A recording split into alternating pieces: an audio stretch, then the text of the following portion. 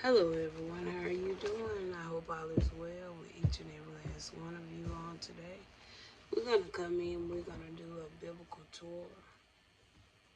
And some of the cars that we've had them before, but we're going to move forward with it anyway, okay? So starting out, we're going to talk a little bit about Noah, all right? We're going to talk about Noah in Genesis chapter 6. And we're just going to read through chapter 8 through 10, and then we're going to move forward, okay? And after we kind of go through these little short verses, we're going to actually come back and talk about it with Tarot, okay? So, starting with Noah, Genesis chapter 6, verses 8 through 10. But Noah found grace in the eyes of the Lord. These are the generations of Noah. Noah was a just man and perfect in his generation. And Noah walked with God. And Noah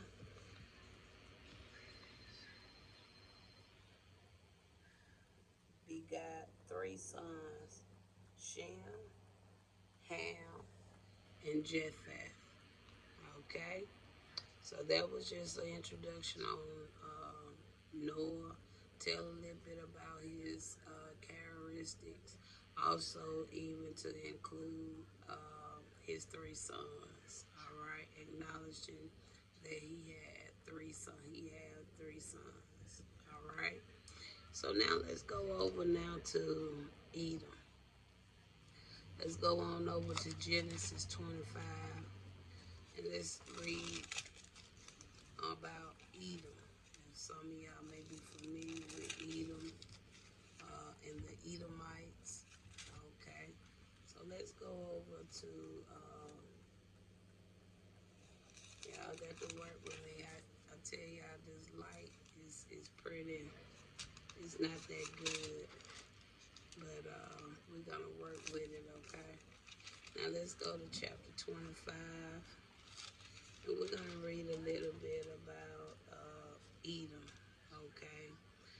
This is also during this chapter when Abraham passed, all right?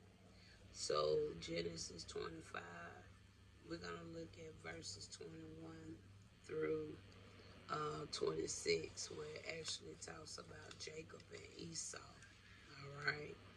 And starting at verse 21, and Isaac entreated the Lord for his wife. And since I'm reading this, I'm just going to utilize God and Lord. Okay, anybody that know what I believe.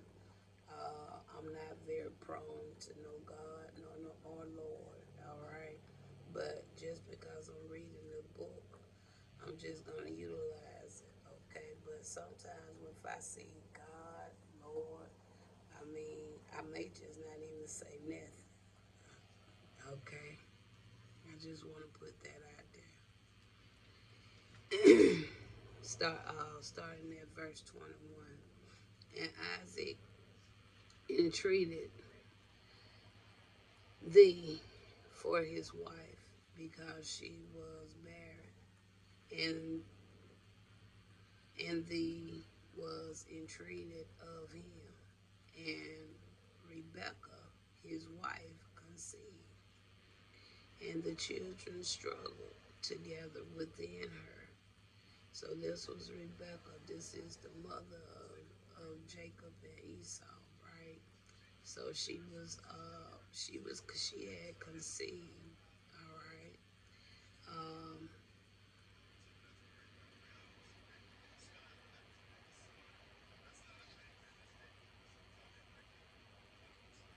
so I just caught that.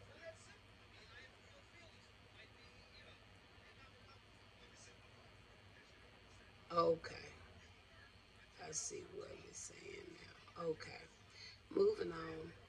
And the children struggled together within her, and she said, if it be so, why am I thus? And she went to inquire to thee.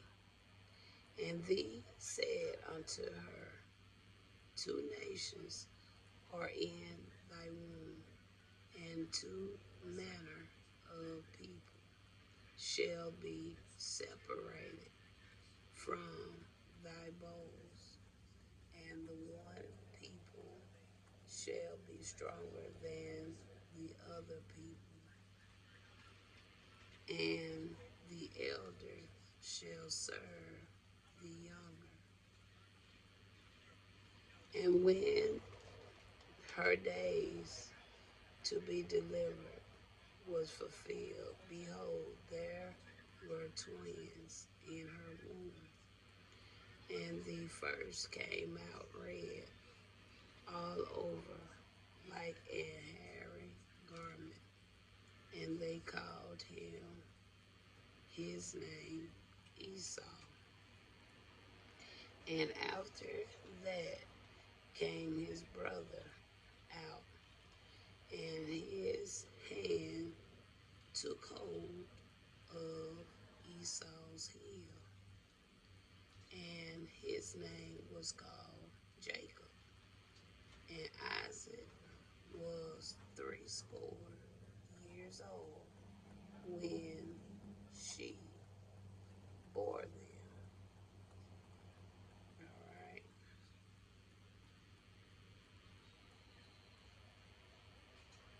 You see how that kind of wins kind of. Let's see let's see. I want to look at that.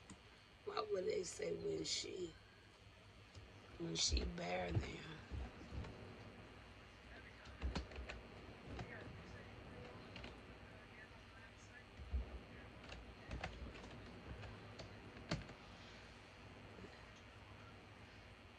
Without covering, unadored, or empty, depending on the context, it functions as an adjective meaning naked, and quantifier meaning the absolute minimum, meaning to reveal. Naked refers to a person's body or object that lack its usual clothing, covering, or foliage.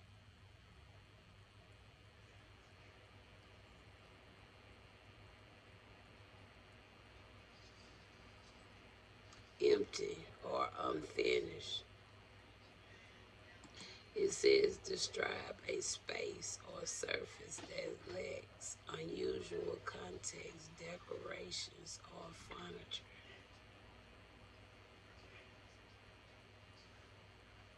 To uncover or expose. When used as a verb, it means to reveal something that is usually hidden or covered up. That sounds strange definitions for this word and what we just read, don't it? Especially if you're talking about an actual birth.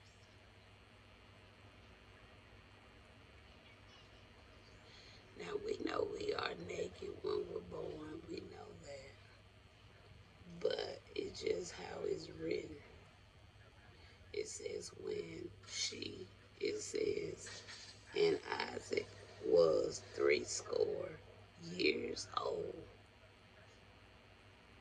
No comma, no period, no question mark, nothing. It just dived in when she bare them. It seemed like they're trying to say it was Isaac. Because what caught my attention when I first started was how this is even written. It says, and Isaac entreated thee for his wife. So let's go back now and see what this entreated.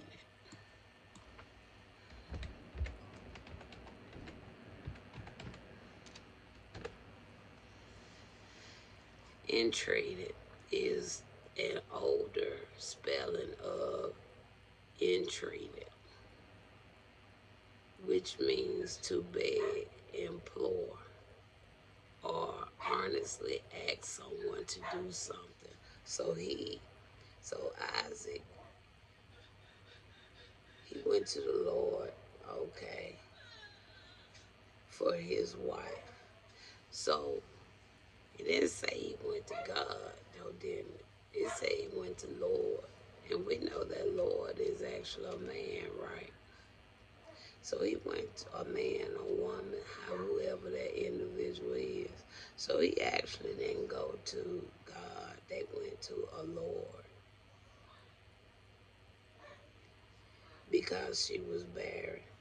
And the Lord was entreated of him. So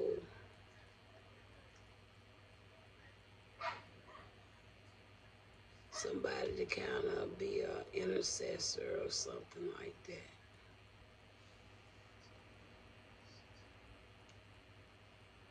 And Rebecca of him and Rebecca, his wife, conceived.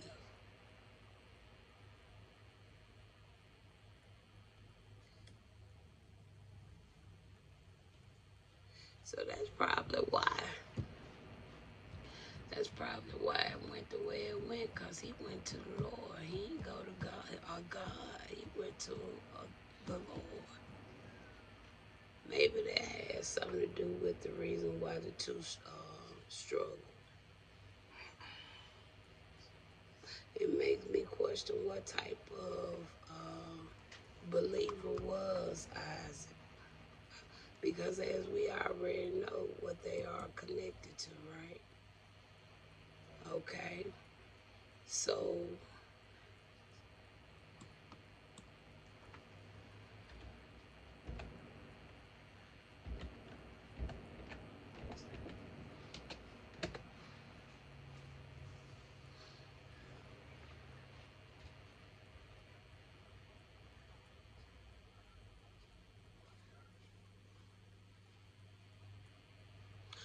now I'm looking up the word, because even Edom itself refers to, it means red. All right.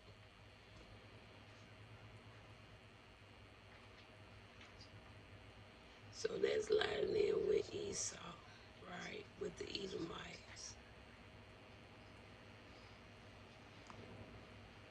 Adumia.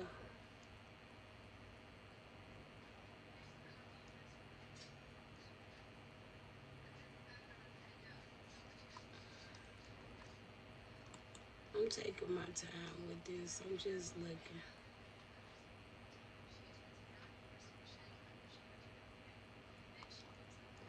Adumia is okay, so that's a land as well. Adumia. It is the name given to the land controlled by the descendants of Esau, known as the Edomites.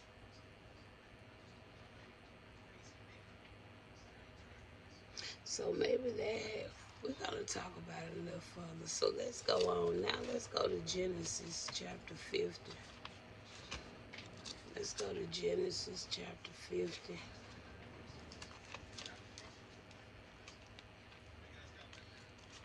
Genesis 50. And let's look at verses 2 to 3. This time we're going to talk about embalming African customs. So if we look at verses 2 through 3, it says, and Joseph commanded his servants, the physician, to embalm his father. And the physician embalmed Israel. So, again, it's like they're talking about two different peoples or two different something here. Because he said Joseph went and asked the physician to embalm his father. And then it says, and the physician embalmed Israel.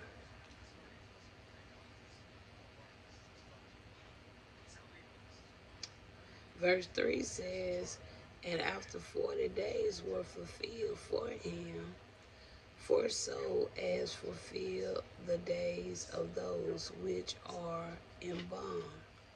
And the Egyptian mourned for him 60 days.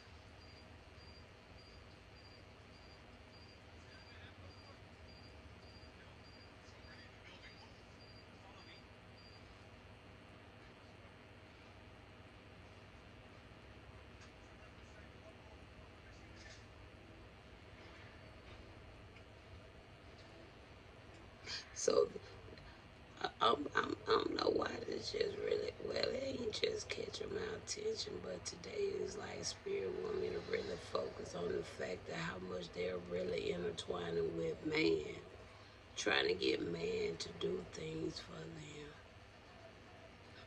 Okay. Because right here, it even say that even after that, Joseph went to the house of Pharaoh. Okay. Saying, okay. And then he's asking for something from Pharaoh.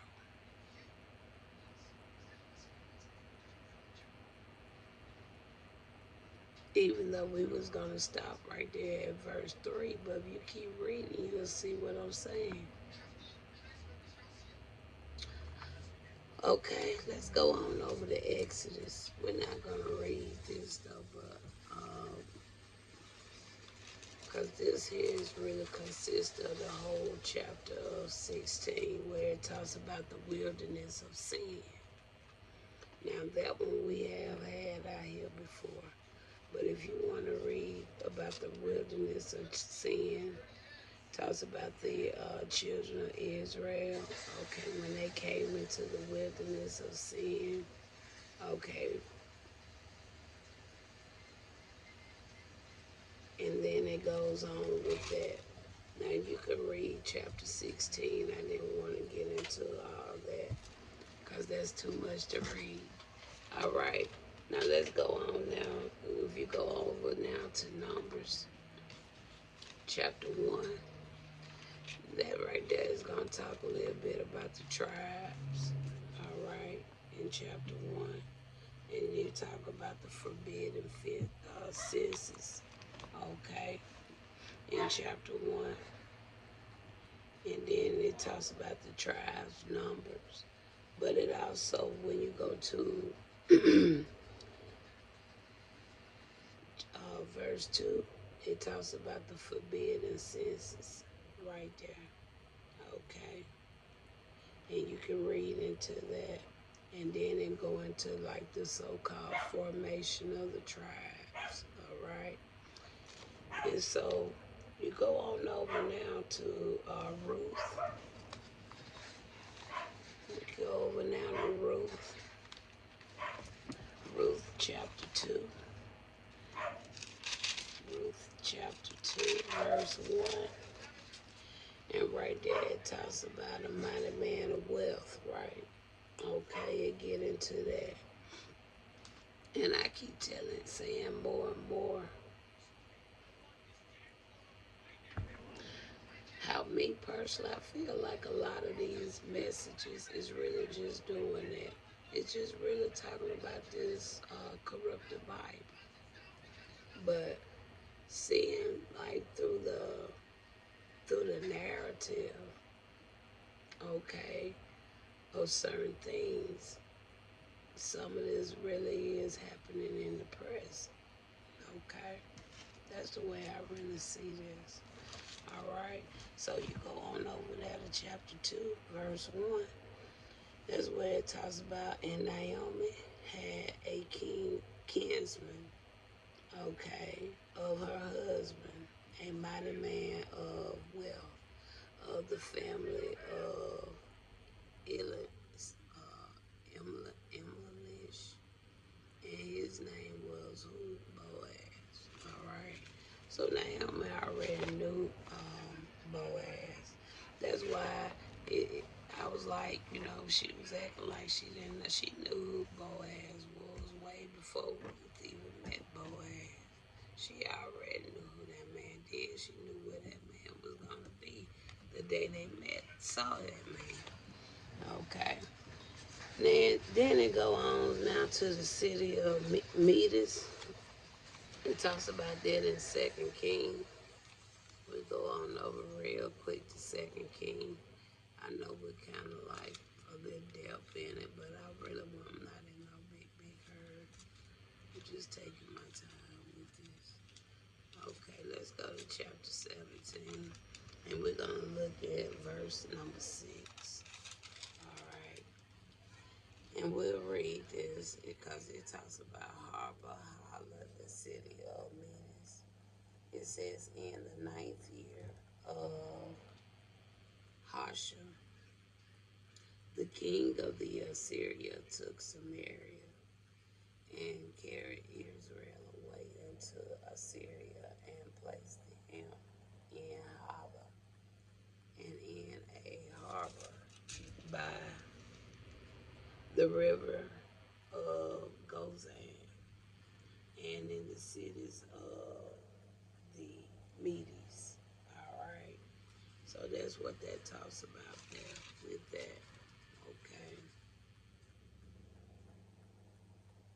So a lot of this is still counter to a certain degree, talking a lot about what Israel. All right. And the final one we're going over, this the final one from the New Testament. But we're going to go on over now to Hebrew. This is the final one in the New Testament. Everything else come from the Old Testament. So in Hebrew, let's go to chapter 11, verse 32. And we're going to read that one and we'll get into the actual message. It says, what shall I say more?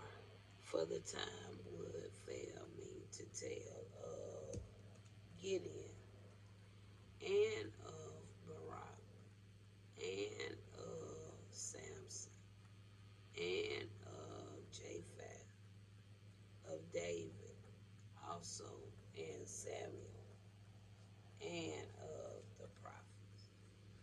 I feel like this right here is just really like a question about confessing something right there.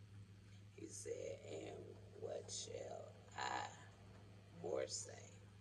For the time would fail me to tell of. So it could be about particular 1, 2, 3, 4, 5, 6, and of the prophets. Somebody knows some information about 6 peoples and something of the prophets. They know some information, but they just ain't saying nothing yet, probably.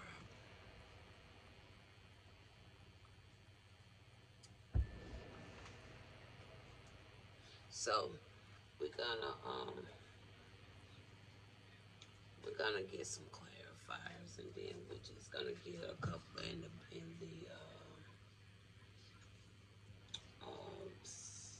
some clarifiers, and we're gonna go on and close this out. Like I said, I didn't want to go too deep, but some certain things when I was reading kind of caught my attention. That's why I kind of like looked into some of that just a tidbit, okay? But I wasn't trying to just stay deep in it. All right, so we're gonna get an overall clarifier of what it is we're kind of looking at. You can always go back and read and see how this line up if you like. All right, so let's talk about Noah first overall, and we're actually gonna talk about these as we go through. Okay, we're not gonna go back and come back. We're just gonna look at everything as we go, so we can go on and get finished with this, because I kind of got quite a bit to do for today. All right. All right. Let's look at Noah. What is the overall you want us to know about Genesis chapter 6, verse 8 through 10? Shape changers. So it has something to do with what? Shapeshifters. Okay, shapeshifters. So Noah family could have been, his sons could have been a part of shapeshifters, right? Okay, because when you kind of think about it, all right, I can see it. So tell me about these shape changers. They're the same as shapeshifters. Okay, we got a 5 of cups. So that talks about disappointment. Okay. Focus on failure, sadness, and regret. Okay. So again, you can always go back and read and see what really transpired that may compare to some of this. It may not be just as it is because I'm consulting with Spirit versus the book. All right. So we see some shapeshifters, okay? More so look like they may be in some form of regret, loss, all right? And then you have the 7 of Swords that talks about deceit, theft, okay, scamming, all right, and also cheating, okay? Because what did I tell you? Okay, they said that, uh, especially even when you go back to Noah, Isaac. You know, I told y'all that caught my attention. They was going to like practitioner or something versus them going to a higher divine source. Okay. I told you when I see Lord is something like somebody that could be like a practitioner, a judge, or somebody really a human. Okay. Edom. What is it you want us to know about Edom and the Edomites or Jacob and Esau? What is it you want to know about Genesis 25:21? I'm going to go back to this side because I felt like it was something there. And look at that, 3 of Swords.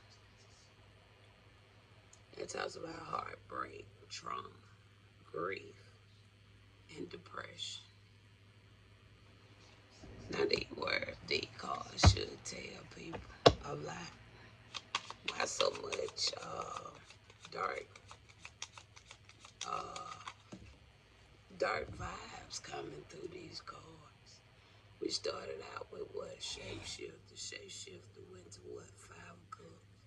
From 5 of Cups to what? 7 of Swords. We went to a whole nother card. First card was what? 3 of Swords. And now all of a sudden we see what? An Ace of Wands.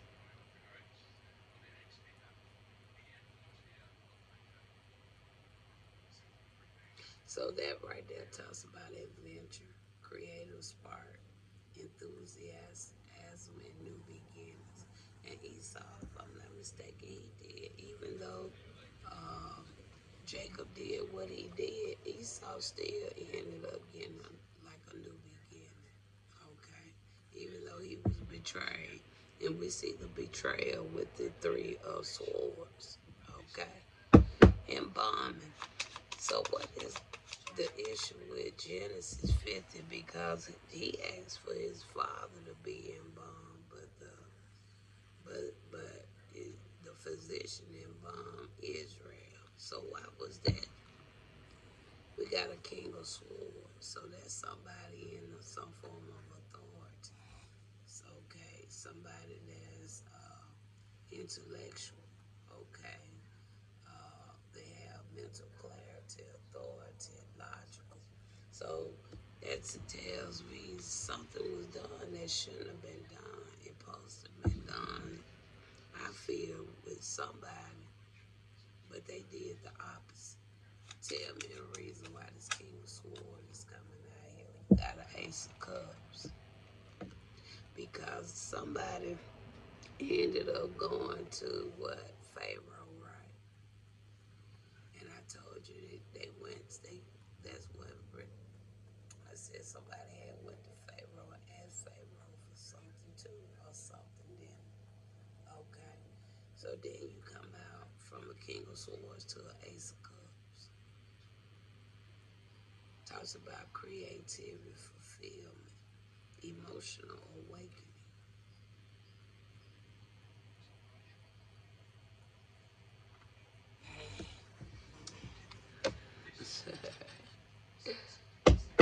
All right. And from there you went on to the what? The wilderness of sin. And I told you I wasn't really finna get into a lot of that reading, but that reading was the wilderness of sin had a lot to do with Israel and as well, right? They're gonna teamwork. Okay. Talks about that teamwork, creativity, learning, apprenticeship. So that all could potentially line in with just that. Okay, the wilderness of sin. Tell me one more about these three of pentacles for the wilderness of sin. Tell me one more about this. Let me go back over this side. Tell me a little bit more about this wilderness of sin. We see a three of pentacles. I'm actually going to take this one.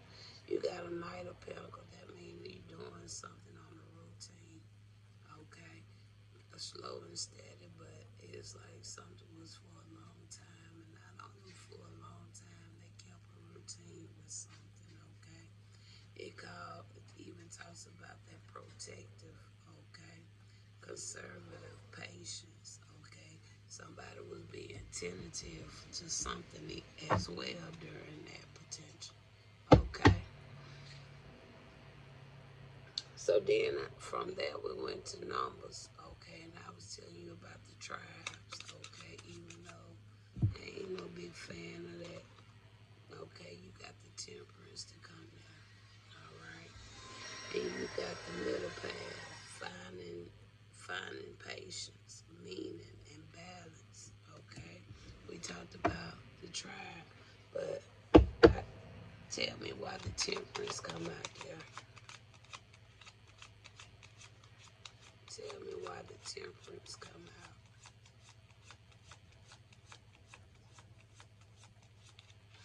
out.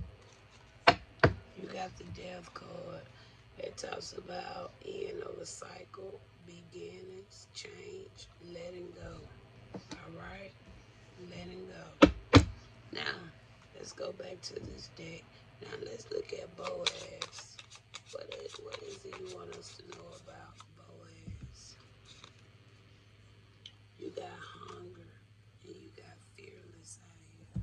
Hunger and fearless is what I'm saying. Tell me more about Boaz.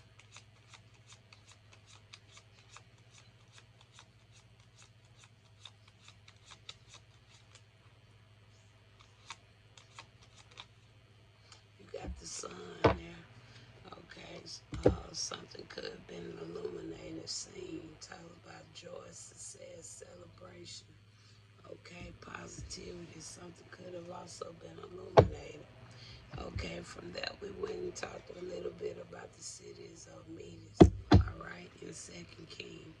So what is it about the city of Medes in Second King, chapter 17, verse 6?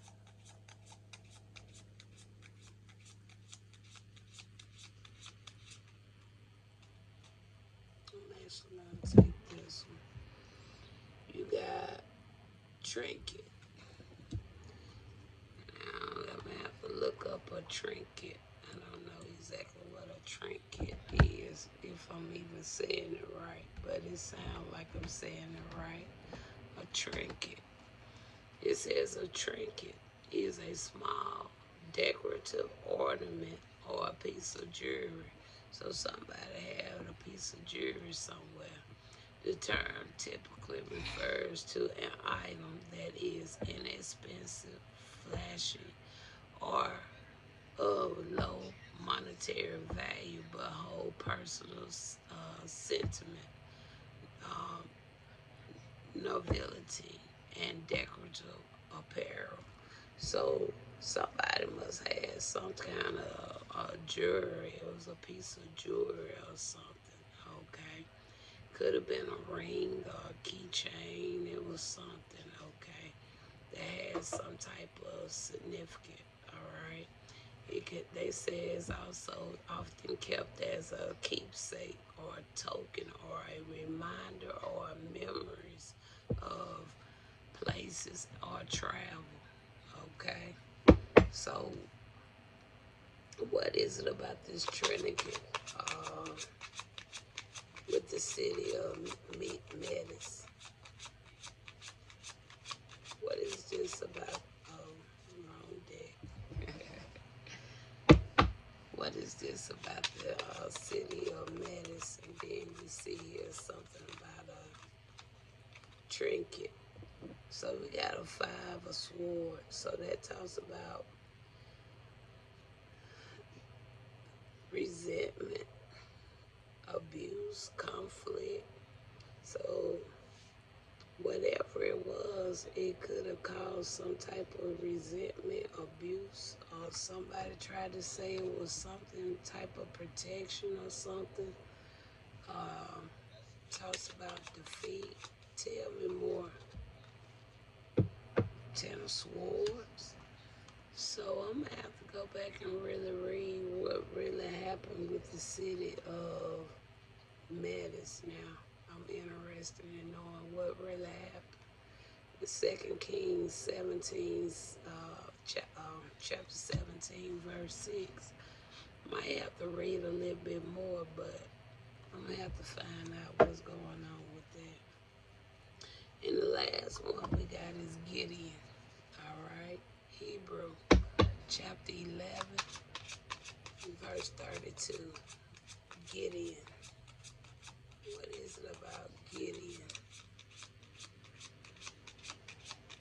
Yeah, I'm going to have to see what's that all about.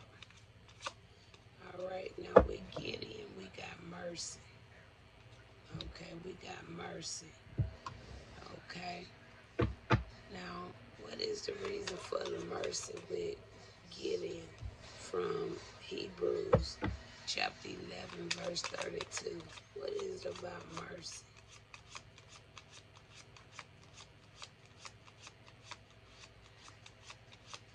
What is it about mercy with Gideon?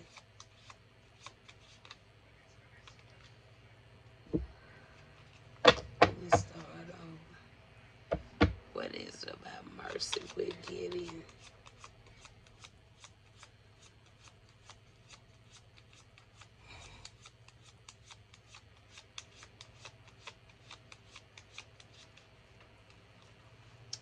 I don't know what it is. Once I get there, it's like you wanna. We're gonna try it one more time, Spirit. Made it all the way to the end now. And don't want to go right.